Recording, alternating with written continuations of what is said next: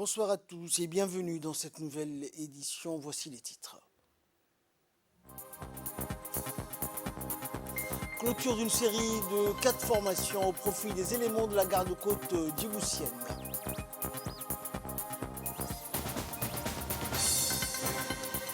Et en Allemagne, un aquarium géant explose au milieu d'un hôtel à Berlin.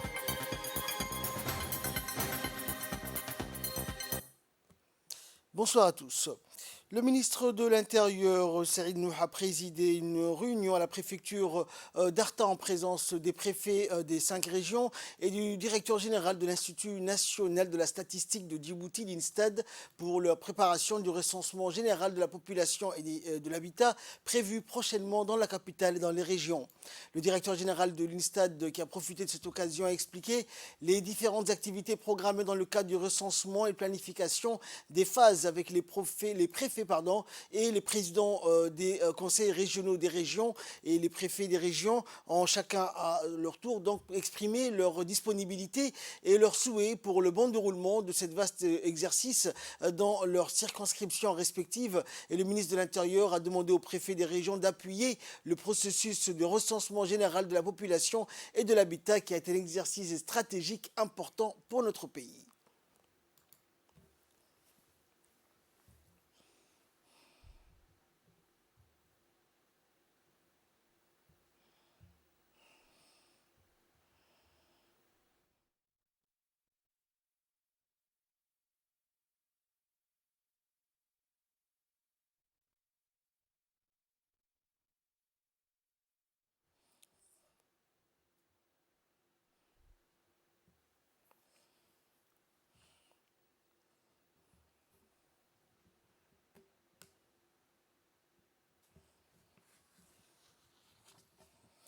Et nous restons à Arta où l'ambassadrice de l'Union européenne, Sylvie Tabès, s'est rendue, accompagnée pour l'occasion de la première conseillère de l'ambassade de France, Christelle Chatrion-Gomez, pour inaugurer 2 ouvrages réalisés dans le cadre de la 2e phase du programme d'appui à la décentralisation et aux initiatives locales financées par l'Union européenne et mis en œuvre par Expertise France.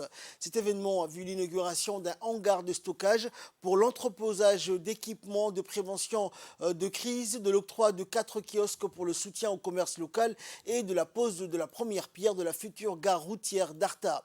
Cette contribution permettra d'appuyer l'essor d'activités de proximité au bénéfice des populations des régions. Il convient également de souligner que ce projet vise à appuyer la réforme de la décentralisation, au renforcement également des capacités au développement local des régions de l'intérieur pour une durée de 4 ans et pour lequel l'Union européenne est le principal bailleur de fonds. Le projet est en totale cohérence avec la politique du gouvernement pour lutter contre la pauvreté à l'intérieur du pays à travers le développement des régions. C'est dans ce contexte que le projet mettra en œuvre les activités nécessaires pour stimuler la décentralisation et renforcer la gouvernance et le développement local. À la rencontre des régions pour lancer la cérémonie d'inauguration de 2 investissements du programme d'appui à la décentralisation et aux initiatives locales à Arta, le programme ADIL. Mesdames et messieurs, je vous remercie vivement de votre hospitalité et de votre accueil. C'était vraiment très chaleureux, j'apprécie particulièrement. Je souligne aussi votre flexibilité, merci beaucoup. J'ai souhaité inscrire ma première visite aux régions en présence des représentants des États membres et je me réjouis de la présence de Madame la première conseillère de l'ambassade de France. La délégation de l'Union européenne œuvre au quotidien en étroite collaboration et en synergie avec les États membres en formant l'équipe Europe, Team Europe. Écoutons également l'intervention du président du conseil régional de la région d'Arta. La cérémonie dont nous assistons en est les inaugurations de réalisations qui ont été réalisées au cours de l'année 2022. Et on a commencé par un stock, un hangar stratégique qui servira pour les interventions de catastrophes naturelles de la région d'Arta. Le secondo, nous avons inauguré la pose de la première pierre de la gare routière de la ville d'Arta, ce qui rendra la ville plus attractive, plus attirante et permettra un cadre de vie attirant dans la ville d'Arsa. Et surtout pour les touristes et tout ça. Là, nous assistons, là devant vous, vous avez le centre commercial, comme aussi des quatre stands locaux, à la demande des commerçants d'Arsa, oui, qui nous sont demandés pour élargir leur champ d'action. Nous avons priorisé parmi les actions financées par l'Union européenne à travers le projet d'appui à la décentralisation et des initiatives locales. Et nous avons réussi, et voici aujourd'hui, nous inaugurons. Et là, devant vous, on va les mettre les clés, les prestataires, les usagers qui nous ont demandé. Et le résultat est devant nous. Dans l'actualité également, dans le cadre du projet de renforcement des capacités concernant la sûreté et la sécurité maritime en mer et qui est dans sa troisième phase, la garde-côte djiboutienne a organisé une cérémonie de clôture de 4 formations portant sur les techniques d'arrestation, les techniques d'abordage et le contrôle et l'investigation des bateaux suspects qui a bénéficié donc aux membres des différentes unités de la garde-côte djiboutienne. Cette cérémonie qui s'est tenue dans la journée du 15 décembre dernier au centre d'instruction navale de la garde-côte située au camp de Doralé a été présidée conjointement par le colonel Waïs Omar Bororé, commandant de la garde-côte djiboutienne, en présence du représentant permanent de la JICA à Djibouti et du commandant Takahashi Daisuke de l'équipe de la coopération mobile de la garde-côte japonaise.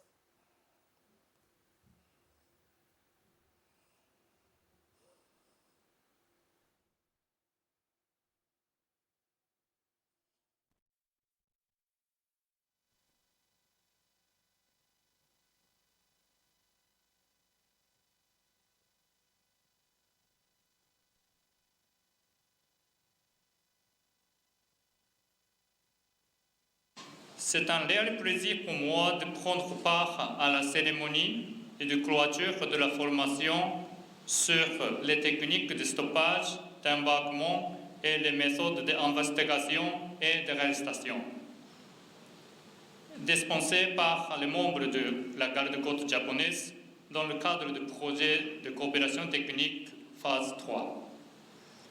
Ces formations sont en fait la suite des formations organisées auparavant. Elles permettront de mieux préparer les équipes différentes d'intervention de la garde-côte djiboutienne dans ses activités de sécurité maritime. C'est dans cette optique que les formateurs ont préparé des cours sur techniques d'importants et adaptés à vos besoins qui vous permettront ainsi de mieux répondre aux situations de détresse en mer. Durant la formation, les experts de la garde-côte japonaise ont beaucoup mis l'accent sur l'importance des précautions à prendre pour éviter les accidents en mer et également sur la bonne gestion des navires. Et dans un mot prononcé à cette occasion, le commandant de la garde-côte est revenu sur les liens étroits de coopération et de collaboration entre l'institution et ses partenaires japonais, qu'il s'agisse de la JICA, de la garde-côte japonaise et de l'équipe de coopération en mobile. On écoute le colonel Waïs. Plaisir de me retrouver devant vous afin de clôturer ces différentes formations dispensées par les experts de la garde-côte japonaise au profit des personnels de la garde-côte djiboutienne. Sous tutelle du projet de renforcement des capacités de la garde-côte djiboutienne dans sa troisième phase. Depuis le début de cette année, plusieurs formations sur les techniques d'arrestation et d'abordage ont été réalisées dans le cadre du résultat des projets partis des résultats 1 de ces projets qui est présent actuellement. Et cet exercice est une importance particulière au groupement d'intervention rapide de la garde-côte djiboutienne. Ces savoir-faire dispensés par l'équipe de coopération mobile de la garde-côte japonaise contribuent à la sécurité et sûreté au domaine maritime. Cet exercice consiste à stopper, contrôler et inspecter toute embarcation suspecte en mer dans le cadre d'une coopération étroite entre différents services de la garde-côte djiboutienne. Par conséquent, nous sommes prêts à continuer à travailler davantage pour pouvoir aboutir sur un résultat positif et éclatant. Sans tarder de mes propos, je voudrais remercier chaleureusement les représentants parmi nous de la JICA à Djibouti pour pouvoir faciliter la coordination et la coopération dans le cadre de ces projets. Allegado Casamas. Mais particulièrement, je voudrais remercier aussi la garde-côte japonaise, qui n'a pas cessé de soutenir la garde-côte depuis la création de la garde-côte il y a 12 ans. L'hôpital Ar-Rahma de Balbala a conduit hier une caravane médicale multidisciplinaire vers la ville de l'Unité en étroite collaboration avec le ministère de la Santé. L'équipe médicale dirigée par le directeur de l'hôpital Ar-Rahma a été donc reçue par le préfet de la région et Aden Moussadrar est le médecin-chef du CMH de Dikil, Dr Abbas Omar et ses proches collaborateurs.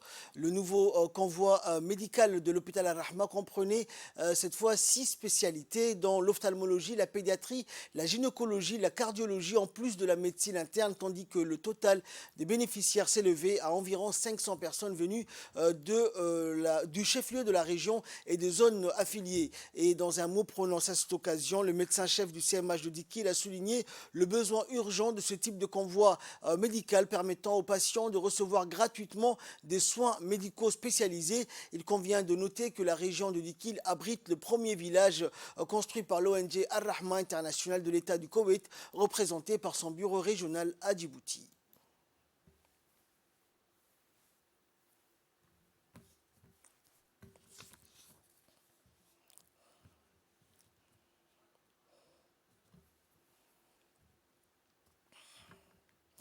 Direction Tadjoura à présent, où dans le cadre des activités de renforcement des capacités de la communauté et du plaidoyer en faveur de la protection des enfants, SOS Village d'enfants à Tadjoura a organisé cette semaine un atelier de formation sur les mécanismes communautaires de protection de l'enfance pour les leaders communautaires de la Ville Blanche.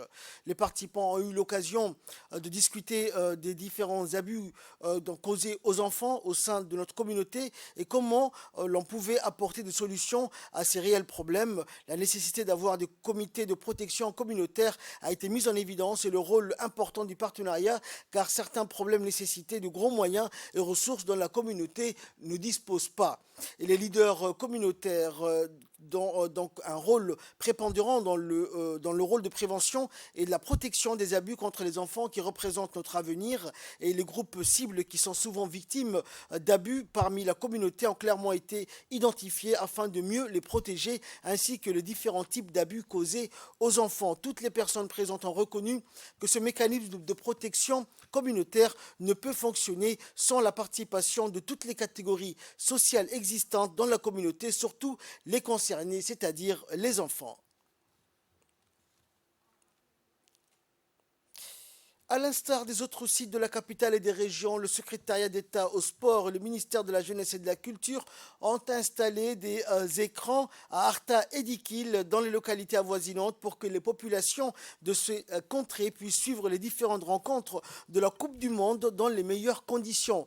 Chaque soir, donc, les habitants des deux régions et celles des localités avoisinantes se donnent rendez-vous pour suivre ensemble les meilleurs moments de la Coupe du Monde. Il faut noter que le sport, surtout le football, de par sa nature même est participatif et fédérateur et donc fait ressortir les éléments communs et gomme également les barrières culturelles et ethniques.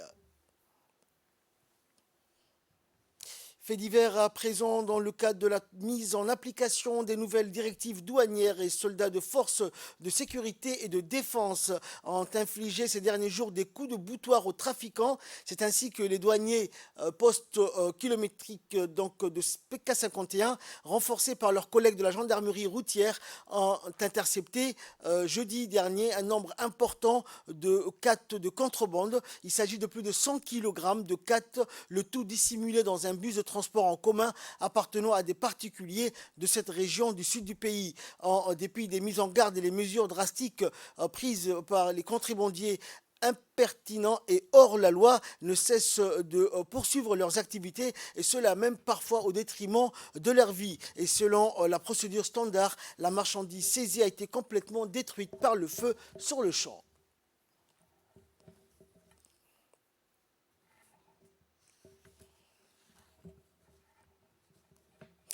Activités et opérations similaires également où des membres de la brigade de la douane d'Ali Sabié en étroite collaboration avec le détachement de la police de la région d'Ali Sabié a intercepté à la frontière de Galilée un camion transportant une quantité importante de marchandises de boissons alcoolisées de contrebande en provenance de l'Éthiopie. Ces interceptions de produits illégalement introduits sur le territoire national s'inscrivent dans le cadre des actions de lutte menées contre la contrebande de toutes sortes. Lors d'un simple contrôle de routine effectué par l'équipe mobile de la douane, il a été permis d'intercepter cette importante quantité de boissons alcoolisées. Selon la procédure standard en vigueur, cette quantité a été transmise à la brigade de la douane et détruite sur place en présence du chef de la brigade de la douane d'Ali Sabié. Compte tenu de la gravité des faits, les personnes impliquées dans cette affaire ont été placées en garde à vue et seront traduites devant la justice pour répondre de leurs actes. Le véhicule ayant servi au transport de ceux-ci a été confisqué.